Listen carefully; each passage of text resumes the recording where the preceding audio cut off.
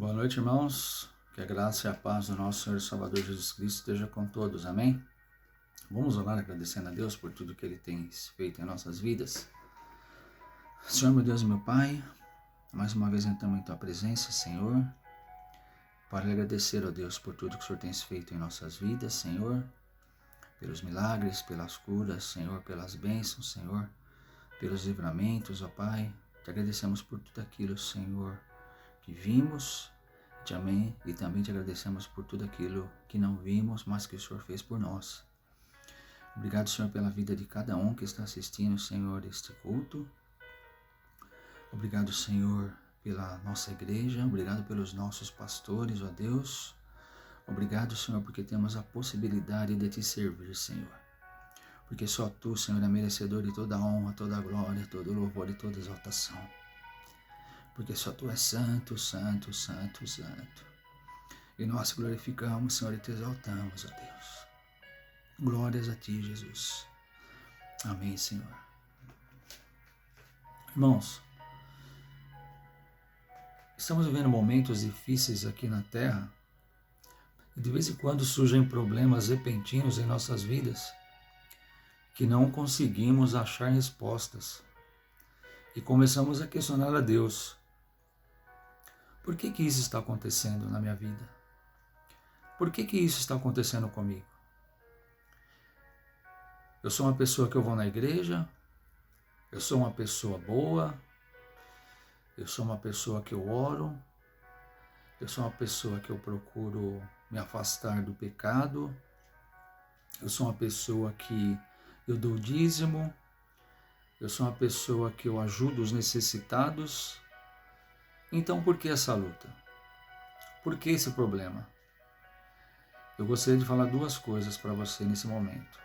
A primeira delas está em Eclesiastes 9:2, que diz assim: tudo sucede igualmente a todos, o mesmo sucede ao justo e ao perverso, ao bom, ao puro e ao impuro, tanto ao que sacrifica como ao que não sacrifica, ao bom como ao pecador, ao que jura como ao que teme o juramento.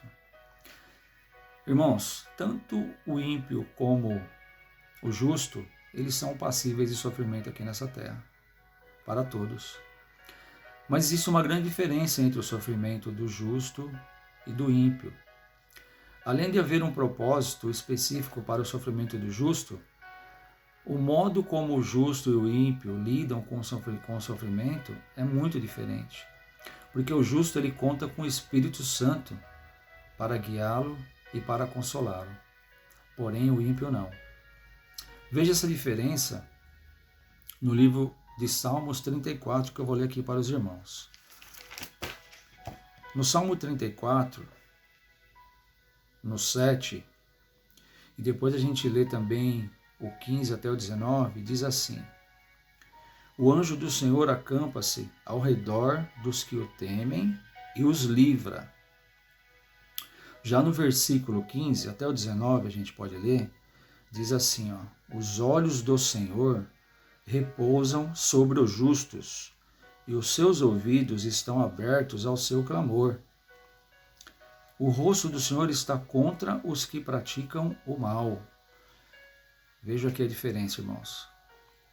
Para lhes extirpar da terra a memória. Clamam os justos, e o Senhor os escuta e os livra de todas as suas tribulações.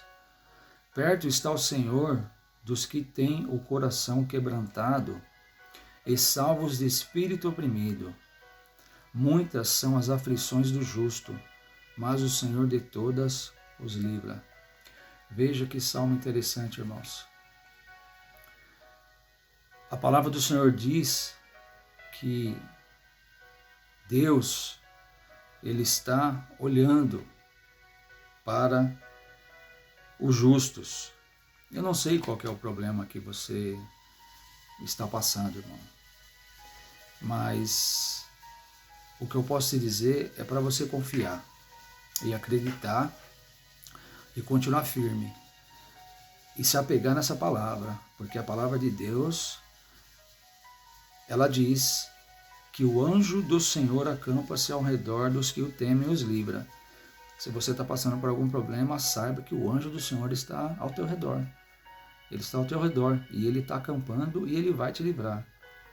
A palavra também de Deus diz que os olhos do Senhor repousam sobre os justos. Eu não sei o que você está passando, irmão, mas Deus ele está te vendo. Ele está vendo tudo que você está passando, você só precisa confiar. A palavra de Deus também diz que os ouvidos estão abertos ao seu clamor. Irmãos, fique firme, porque Deus está escutando o seu clamor. Ele está ouvindo tudo que você está pedindo e que você está clamando. Também diz aqui, irmãos, que o rosto do Senhor está contra os que praticam o mal, para lhes dissipar da terra a memória. E no 17 ele diz, clamam os justos e o Senhor os escuta e os livra de todas as suas tribulações. Irmão, Deus está te escutando. E no 18 ele diz, perto está o Senhor dos que têm o coração quebrantado e salva os de espírito oprimido. Irmãos, fique firme porque Deus está perto. Deus está ao seu lado, Deus está perto de você, Ele está vendo tudo o que está passando. E o último, irmãos, para a gente se apegar a essa palavra e não desanimar. Muitas são as aflições do justo, mas o Senhor de todas os livra. Irmãos, a palavra diz que nós temos muitas aflições. O crente tem muitas aflições. Mas a palavra aqui no versículo 19 diz que o Senhor nos livra de todas. Ele não está falando de algumas. Ele nos livra de todas. Então, irmãos, fique firme, que independente do que você está passando, eu não sei o que você está passando, mas a palavra de Deus diz que Ele nos livra de todas. Então fique firme no Senhor, agradeça a Deus, porque logo, logo isso vai passar, porque Deus acampa ao redor daqueles que os temem. Amém, irmãos? Fique firme na palavra, abrace essa palavra com fé e creia que Deus está contigo, Ele está com você, Ele está na sua vida e não vai te desamparar. Amém, irmãos? Deus abençoe a todos. Fiquem em paz em nome de Jesus. Amém. Graça e paz, irmãos. Eu vou ler o Salmo 121, versículo 1 e 2. Eleva os meus olhos para os montes, de onde me virá o socorro? Meu socorro vem do Senhor, que fez o céu e a terra. Vamos orar. Te damos graças, Senhor, pela sua palavra santa e real nas nossas vidas, Deus. Muito obrigada, Senhor, porque o Senhor tem estado com o teu povo. Obrigado, Senhor, porque nada tem nos atingido, Pai. Eu te louvo e te agradeço, Senhor, pelo teu povo, Senhor, que o Senhor possa abençoar neste momento. Que a tua graça, Senhor, possa alcançar neste momento todas as famílias. Que em nome de Jesus, Senhor, que o Senhor possa, Senhor, sarar, Senhor, a nossa pátria. Deus, e neste momento eu te peço também que o Senhor possa ir com os teus anjos visitar, Pai querido, os hospitais. Faça, Senhor, uma obra de milagre ali naquele lugar. Deus, também eu te peço, Pai querido, que o Senhor possa visitar, Senhor, o teu povo, onde o teu povo estiver. Não só aqui no Brasil, mas também, Senhor, fora do Brasil, em outros países, Senhor. Visita, Senhor, a cada um. Que nós possamos, Senhor, te agradar a cada momento. Que a tua presença seja viva, Senhor, na vida de cada um do teu povo, Senhor. Que nós possamos em breve, Jesus, estar novamente na tua casa, louvando, te adorando e agradecendo pelo teu nome.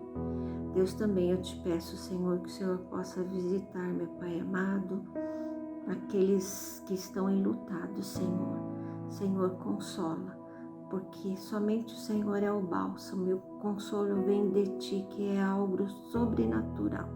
Eu te louvo, te agradeço, Senhor, porque o Senhor é bom e nada acontece se o Senhor não permitir. Por isso eu te louvo e te agradeço, Senhor, e amo a Ti, Senhor. Muito obrigado por tudo, em nome de Jesus. Amém.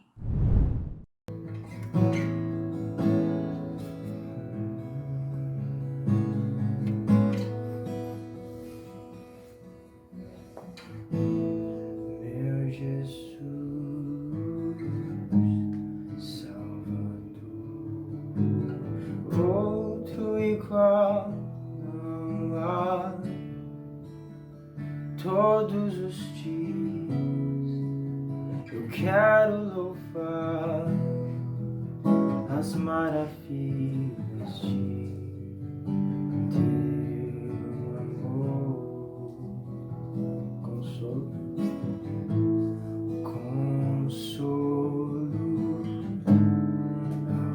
abrigo, força e refúgio, Senhor. Todo meu ser, com tudo que sou, sempre te adorar.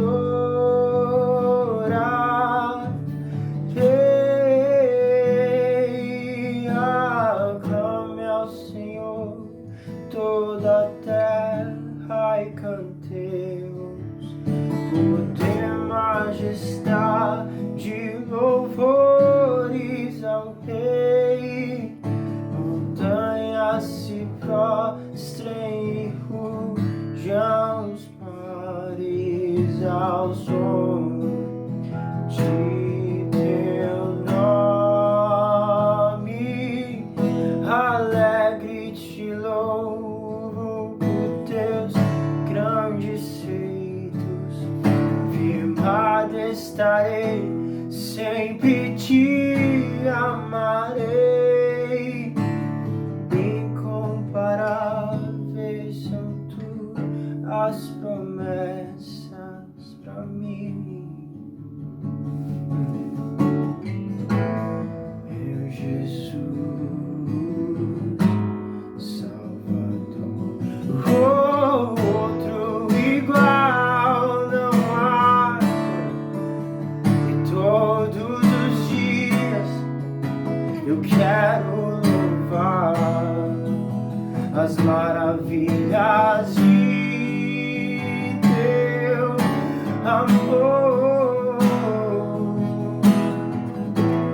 Consolo, abrigo e força e refúgio é o Senhor.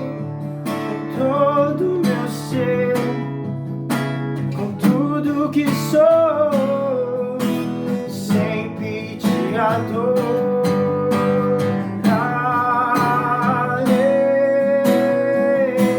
E aclame ao Senhor toda a terra e cantemos poder, majestade, louvores ao Rei. Montanhas se prostrem, rujam os mares ao som de teu nome.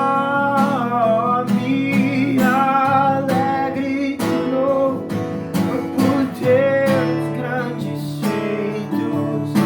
Firmado estarei, sempre te amarei. Incomparáveis são tuas promessas. Incomparáveis são tuas promessas. Incomparáveis são tuas promessas. Tuas promessas, ainda que eu não as veja, ainda que o mundo diga o contrário. Oh, incomparáveis são os teus planos, Senhor, pra mim.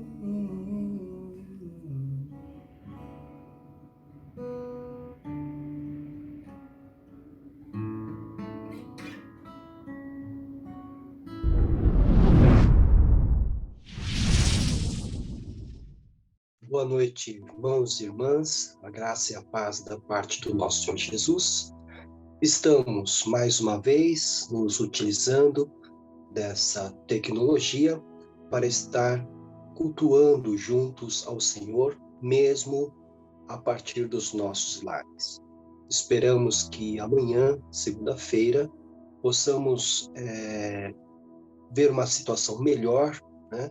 No caso da pandemia, combate à pandemia, para que a nossa diretoria possa decidir pelo retorno ou pela retomada dos cultos presenciais, mesmo que retomemos os cultos presenciais, será ainda observando todas as medidas protetivas orientadas pelas autoridades sanitárias e pelo governo municipal. Então, vamos orar, né? Segunda-feira, então, será o momento em que nós vamos analisar juntos a situação, né? Principalmente da nossa cidade, São Caetano do Sul, e aí, então, tomaremos a decisão de retomar os cultos presenciais. Lembrando que os horários de restrição, né? O horário de restrição das 20 horas às 4 ou 5 horas da manhã, impede-nos de termos cultos presenciais às quartas-feiras. E também o segundo culto do domingo precisará ter o seu horário alterado se nós retomarmos os cultos presenciais. Lembrando também que somente 25% da capacidade da igreja, né, pode ser ocupado para os frequentadores.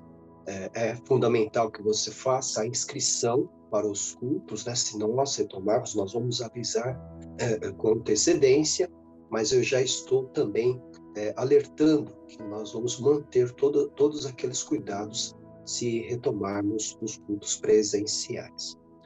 Pois bem, vamos agora, então, a nossa mensagem. Ela se baseia, neste momento, no texto de Lucas, capítulo 23, a partir do versículo de número 32. Eu quero falar sobre uma conversão notável na crucificação de Cristo. Então, versículo 32 de Lucas 23, está assim, a partir do 32, né? 2 outros homens, ambos criminosos, também foram levados com ele para serem executados. Quando chegaram ao lugar chamado Caveira, ali o crucificaram com os criminosos, um à sua direita e outro à sua esquerda. Jesus disse: Pai, perdoa-lhes, pois não sabem o que estão fazendo. Então eles dividiram as roupas dele, tirando sortes. O povo ficou observando e as autoridades o ridicularizavam. Salvou os outros, diziam, salve-se a si mesmo, se é o Cristo de Deus, o escolhido. Os soldados, aproximando-se, também zombavam dele, oferecendo-lhe vinagre, diziam, se você é o rei dos judeus, salve-se a si mesmo. Havia uma inscrição acima dele que dizia, este é o rei dos judeus. Um dos criminosos que ali estavam, dependurados, lançava-lhe insultos. Você não é o Cristo? Salve-se a si mesmo e a nós. Mas o outro criminoso repreendeu, dizendo, você não teme a Deus nem estando sob a mesma sentença? Nós estamos sendo punidos com justiça, porque estamos recebendo o que os nossos atos merecem. Mas este homem não cometeu nenhum mal. Então ele disse, Jesus, lembra-te de mim quando entrares no teu reino. Jesus lhe respondeu, eu lhe garanto, hoje você estará comigo no paraíso. É uma conversão notável, porque ocorre no momento do cumprimento da missão de Jesus, a missão de salvar o seu povo, a missão que levou Jesus à morte de cruz, e é exatamente neste momento que nós encontramos essa conversão, é a conversão de um criminoso. Alguns dizem que ele era o bom ladrão, mas na verdade não era bom, porque para ser crucificado, né, excetuando o caso de Jesus, obviamente, para ser crucificado tinha que ser da pior espécie, Tinha que ser um criminoso da pior espécie. Então, esse homem, são dois criminosos que são crucificados ao lado de Jesus, um à sua direita e outro à sua esquerda, né? Todos estão zombando de Jesus, né? E esses dois criminosos são colocados ao lado de Jesus, sendo também executados na cruz. Eles eram chamados de criminosos, como nós vimos, em Mateus, no Evangelho de Mateus, capítulo 27, versículo 38, eles são chamados de ladrões. Eles eram ladrões para Mateus, né? Criminosos aqui em Lucas. Da profecia de Isaías, no capítulo 53, versículo de número 12, eles são chamados de transgressores. Isso já estava profetizado por Isaías, né? Cerca aí de mais de 700 anos antes do episódio da cruz. Então, Isaías já profetizava que o Messias seria colocado entre os transgressores, né? E o Salmo 22, que é um salmo de Davi, e que é um salmo profético também, no que diz respeito ao Messias e o seu sofrimento, no versículo de número 16, no Salmo 22, nós encontramos homens maus. Então, nós encontramos, na verdade, ao lado de Jesus, realmente dois criminosos, dois transgressores, dois homens maus, juntamente com todos os seus algozes, todos os carrascos de Jesus ali, as autoridades dos judeus, os soldados romanos, todos estavam zombando, ridicularizando, desprezando o nosso Senhor Jesus Cristo na cruz.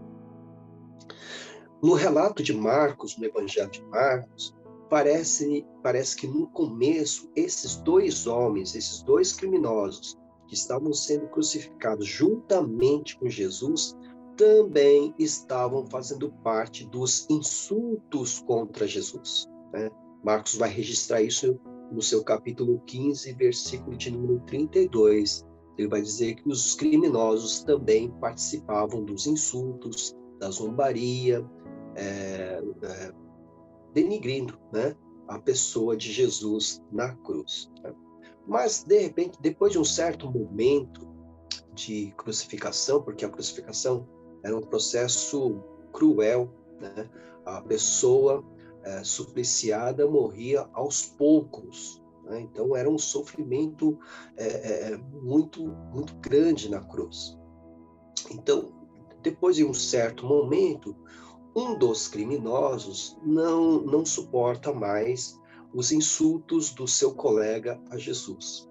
Ele olha para a situação, né? Ele olha para a sua situação, ele olha para Jesus, ele olha para o seu colega, ele olha para todo aquele cenário de execução, e ele entende que o único que não deveria estar ali, naquele momento de execução, de julgamento, etc. e tal, era o próprio Senhor Jesus. Eles mereciam estar ali.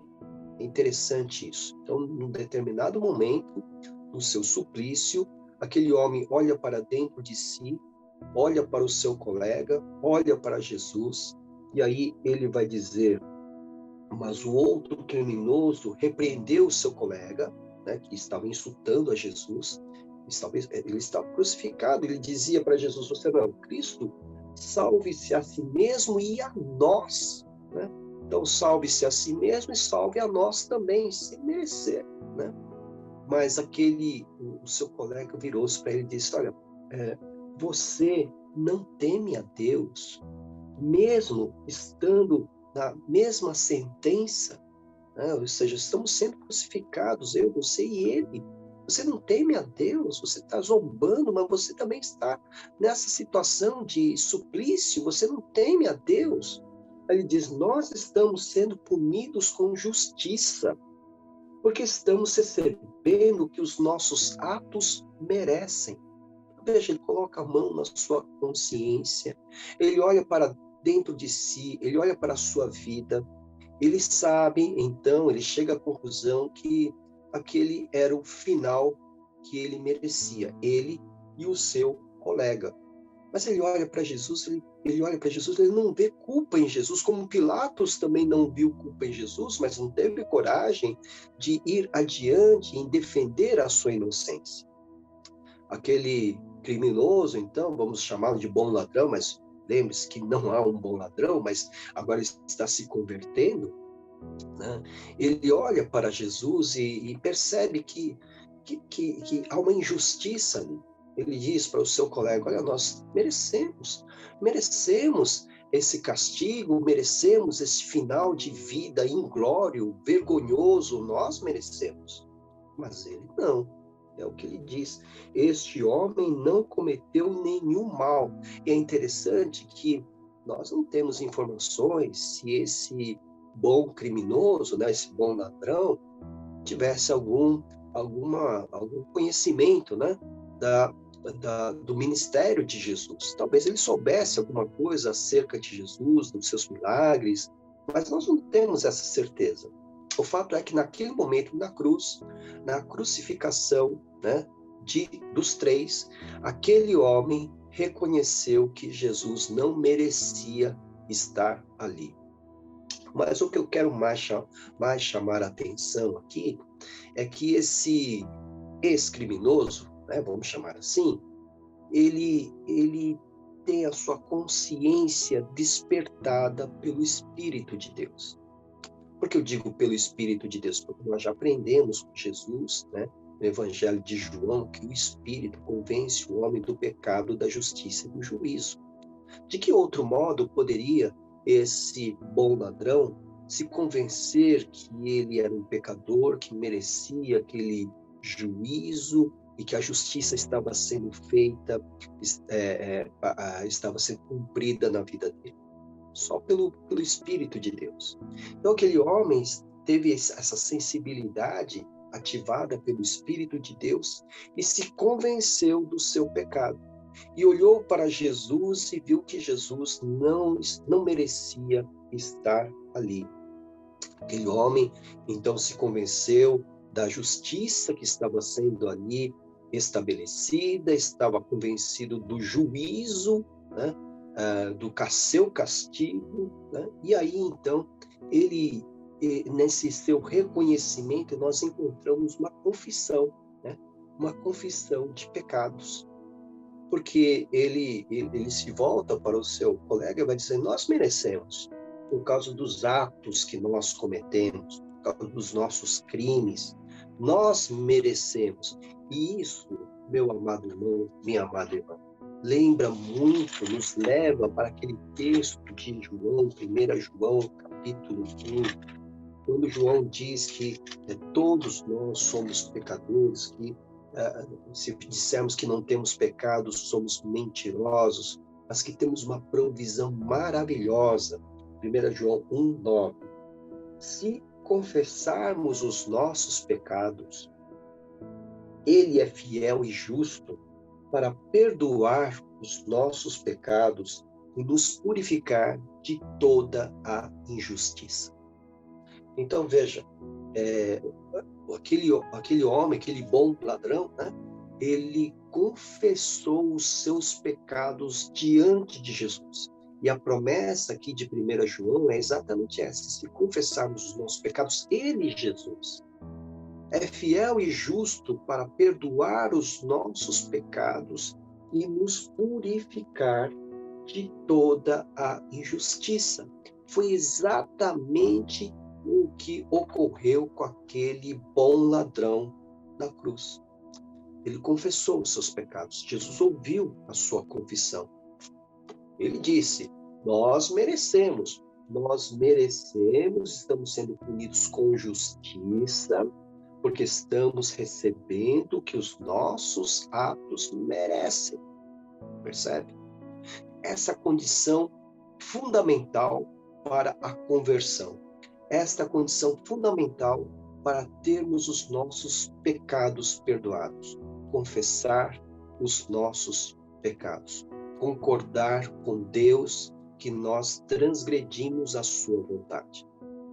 Então, dos dois, apenas um olhou para dentro de si mesmo movido pelo Espírito de Deus, convencido pelo Espírito de Deus do seu pecado, da justiça e do juízo, e confessa diante do seu colega, diante de Jesus, diante daqueles que estão ao pé da cruz, né, de Cristo Jesus, ele confessa: nós merecemos esse castigo por tudo que nós praticamos, mas ele não. Este homem não cometeu nenhum mal. Só pode ter sido pelo testemunho do Espírito de Deus em seu coração. Estamos diante de uma conversão extraordinária.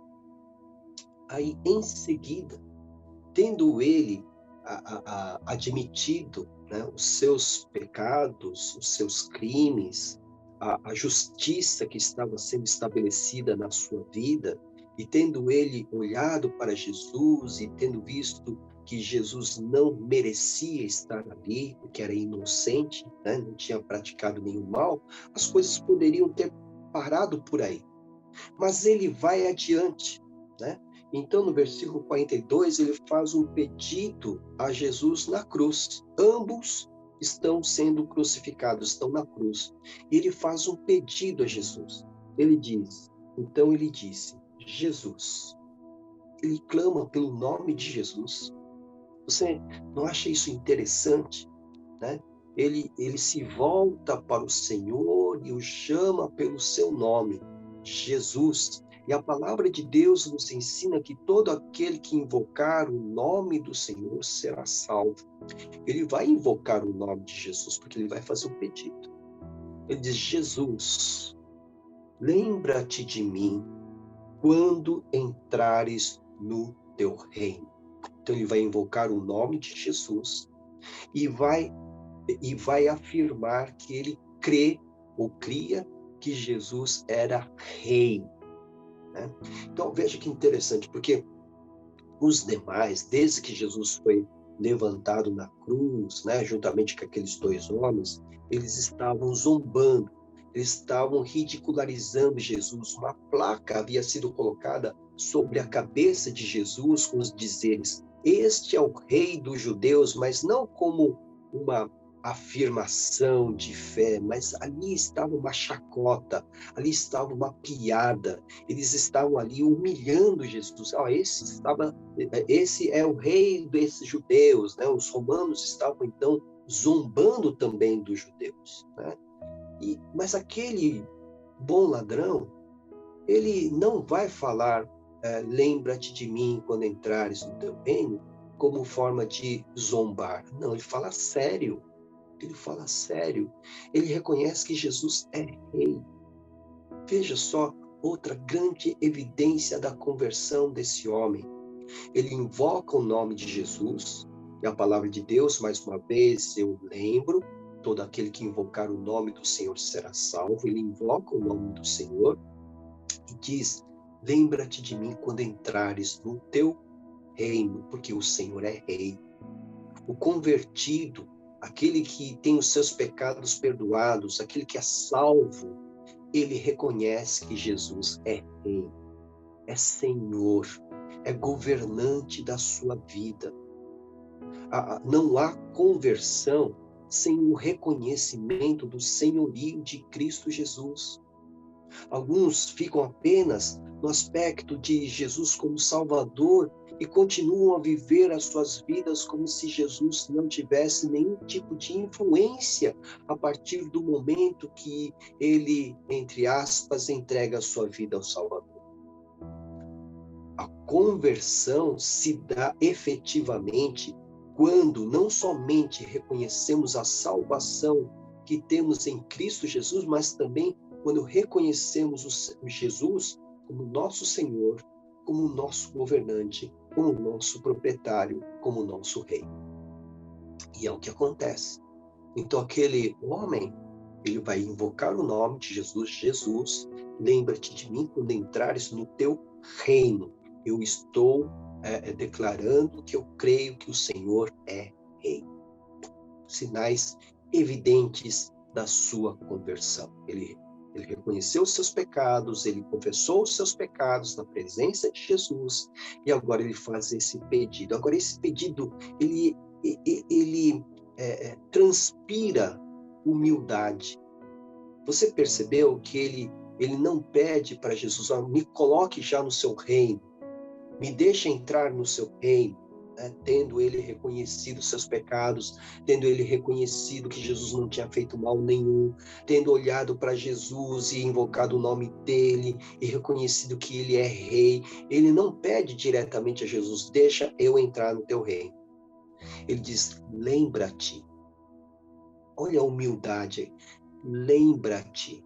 Porque ele sabe que ele não tem mérito algum para entrar no reino de Cristo Jesus. Ele mesmo havia reconhecido que a morte de cruz para ele era merecida, porque ele era um criminoso, porque ele tinha praticado o mal. Então, quando ele olha para Jesus, ele diz, lembra-te de mim, quando entrares no teu reino. Esse pedido tão humilde, eu me reporto àquele pedido do leproso, né? Em Marcos capítulo 1, aquele que se aproxima de Jesus e pede, clama de joelhos a Jesus, Senhor, se quiseres, podes me purificar. Né? Então, aquele leproso, ele não duvidava do poder de Jesus. Ele apenas não sabia se Jesus queria purificá-lo. E Jesus, cheio de compaixão, diz, quero, e acaba tocando nele. Né? Marcos capítulo 1, versículos 40 a 41. Então, a humildade daquele leproso. Se o Senhor quiser, o Senhor pode me purificar. E veja a humildade deste homem aqui, este chamado bom ladrão. Ele diz, lembra-te de mim. Ele não faz um pedido direto. São todas evidências claras de uma pessoa convertida, de uma pessoa que é salva, uma pessoa que tem os seus pecados perdoados. Então, hoje, né, num Brasil onde milhões se declaram evangélicos, nós precisamos entender quem realmente é evangélico. O evangélico tem todas essas características. Reconhece o seu pecado, sim, reconhece que é pecador, confessa os seus pecados. Não tem uma atitude arrogante no que diz respeito à sua vida espiritual. O verdadeiro convertido, ele sabe quem é Jesus. Ele não trata Jesus de maneira desrespeitosa, muito pelo contrário, ele tem em Jesus o seu rei. Ele vai se curvar a Cristo Jesus, porque Jesus é o seu proprietário, é o seu Senhor, é o seu rei. E se ele é o seu rei, a vontade dele, Jesus, é que deve prevalecer sobre a nossa vontade. Esse é o crente verdadeiro. Esse é o evangélico verdadeiro.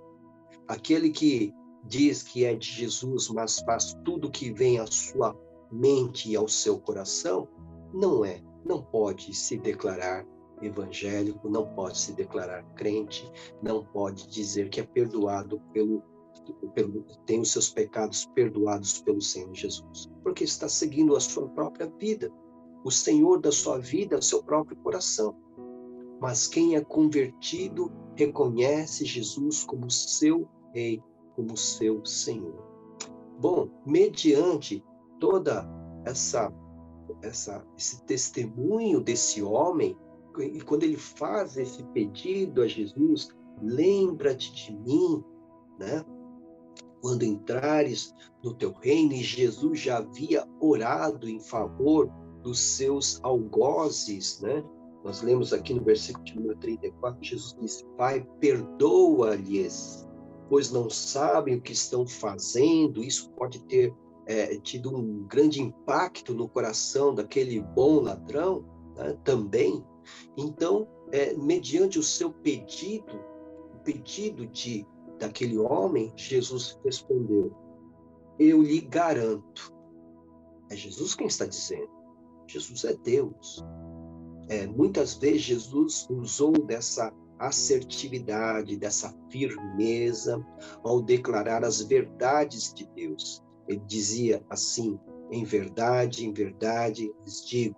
Né? Então, a palavra de autoridade. Isso sempre causou admiração no coração das multidões. A autoridade de Jesus. Jesus se vira para aquele homem, todos estão ali em sofrimento, estão na cruz. Jesus se vira para aquele homem e diz: eu lhe garanto, hoje você estará comigo no paraíso. Hoje você estará comigo no paraíso. É a promessa que Jesus faz àquele homem, né? Então, veja as grandes verdades que nós encontramos aqui. Primeiro, a salvação, ela ocorre num ato de fé. Então, aquele homem, aquele bom ladrão, creu no Senhor Jesus. Ele invoca o nome de Jesus, reconhece que Jesus é rei.